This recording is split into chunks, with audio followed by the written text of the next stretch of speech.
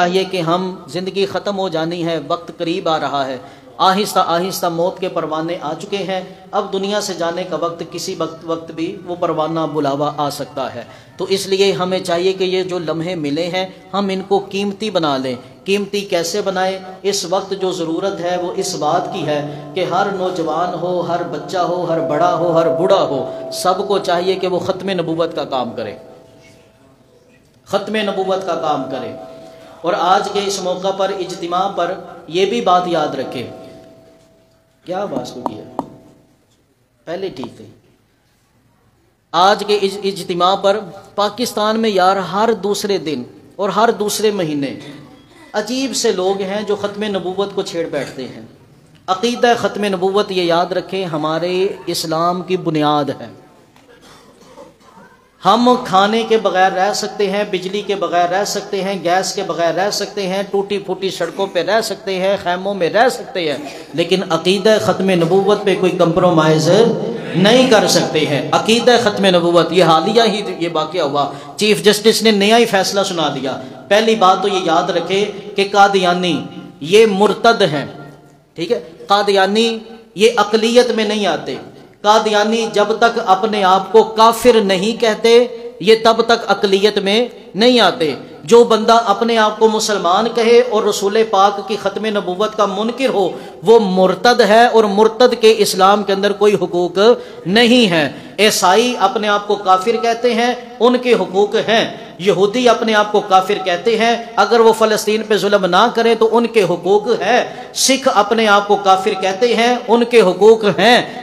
اور تمام مذاہب پاکستان میں دیکھیں، چرچ ہے، کلیسا ہے، مندر ہے، گردوارے ہیں، سب کچھ ہے، کسی مسلمان کو کسی پر بھی کوئی اعتراض نہیں ہے۔ لیکن قادیانیوں کا مسئلہ اس سے جدا ہے، وہ اپنے آپ کو مسلمان بھی کہتے ہیں، اپنی کتاب کو قرآن بھی کہہ رہے ہیں، اور رسول پاک کے فرمان بھی لے رہے ہیں، اور پھر اس کے ساتھ ساتھ عقیدہ ختم نبوت کا انکار بھی کر رہے ہیں۔ اگر یہ اپنے آپ کو مسلمان کہہ کر یہ سب کچھ کریں گے تو یہ یاد رکھیں یہ مرتد ہیں، ان کا اسلام کے اندر کوئی بھی حق نہیں ہے۔ قانوناً اور شرعاً اور آئیناً یہ پاکستان کا قانون بھی ہے، اور صفہ کے چبوترے سے پاس ہوا قانون بھی ہے کہ قادیانی ملک پاکستان میں اسلامی سرزمین پہ اپنی تبلیغ نہ اپنوں میں کر سکتے ہیں نہ مسلمانوں میں کر سکتے ہیں۔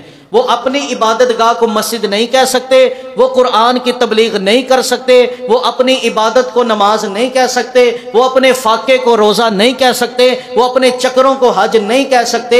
یہ پاکستان کا آئین ہے۔ اور اس وقت موجودہ جو چیف جسٹس نے عجیب سا فیصلہ سنایا کہ آزادی رائے سب کو ہونی چاہیے، سب اپنے مذہب کے مطابق کام کرنا چاہیے۔ میں ان سے پوچھنا چاہتا ہوں، بھائی چیف جسٹس صاحب آپ کی کرسی کے سامنے ایک بندہ اور کرسی لگا کے بیٹھ جائے اور وہ کہے کہ تو چیف جسٹس نہیں ہے بلکہ میں چیف جسٹس ہوں، بتاؤ اس آزادی رائے کو مانتے ہو؟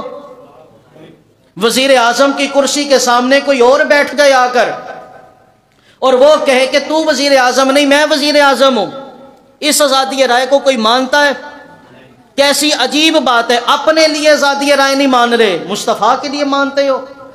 ہر ایک کو آزادی حاصل ہے لیکن میرے مصطفیٰ کی غلامی میں۔ میرے رسول پاک صلی اللہ علیہ وسلم جو عدالت پہ بولے وہ گستاخ، توہین عدالت، اور جو رسول پاک پہ بولے آزادی رائے، ہم ایسا اندھا قانون دندہ قانون ہم نہیں چلنے دیں گے۔ ہماری قربانیاں، ہماری جانیں، ہمارا مال، ہمارا سب کچھ حضور کی ختم نبوت کے لیے حاضر ہے۔ ذرا زوردار نعرہ لگاؤ، تاجدار ختم نبوت، تاجدار ختم نبوت، تاجدار ختم نبوت۔ جی جی حضور علیہ السلام، میں نا جمعے میں بھی تقریر کی، جمعے میں نے تقریر کی نا تو بعد میں ایک بندہ آ گیا، وہ کہنے لگا حضرت صاحب آپ نے چیف جسٹس کو بات کر دی ہے۔ میں نے کہا یار پہلے مجھے یہ بتا چیف جسٹس بڑا ہے یا امام الانبیاء بڑے ہیں؟ امام الانبیاء بڑے ہیں۔ بھائی جس چیف جسٹس کو رسول پاک کا ادب نہیں ہمیں اس چیف جسٹس کا اعتبار کوئی نہیں۔